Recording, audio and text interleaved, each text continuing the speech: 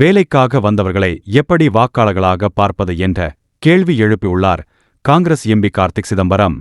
ஆமாம் தலைவர், அவர் கார்த்திக் சிதம்பரம் சொல்லியிருக்காரு, இந்த மாதிரி வட மாநிலத்தை சேர்ந்தவங்களை நீங்கள் எப்படி வாக்காளராக பார்க்க முடியும்னா. இதில் ஒரு கருத்து என்னன்னு கேட்டுக்குங்க. அதாவது எம்பி எலெக்ஷனுக்காக காங்கிரஸ் கட்சியை சேர்ந்தவங்க எங்கே தங்களுக்கு வாக்கு வங்கி அதிகன்றதை தேர்ந்தெடுத்து அந்த மாநிலத்தில் போய் ஒரு தொகுதியில் நின்று ஜெயிக்கிறதுக்கு முயற்சி பண்ணுறாங்க. அப்போ அந்த மாநிலத்தோட பிரதிநிதி தானே நிற்கணும். ஏன் வேறு மாநிலத்தோட பிரதிநிதி வந்து நிற்கிறீங்க? இதையும் கேட்க தோணும் இல்லையா? இதில் எந்த பாகுபாடு பார்க்குறீங்க நீங்கள்? உங்களுக்கு நிற்கிறதுக்கு உரிமை இருக்குதுன்னு சொன்னாக்கா அவங்களுக்கு ஓட்டு போட உரிமை உண்டு.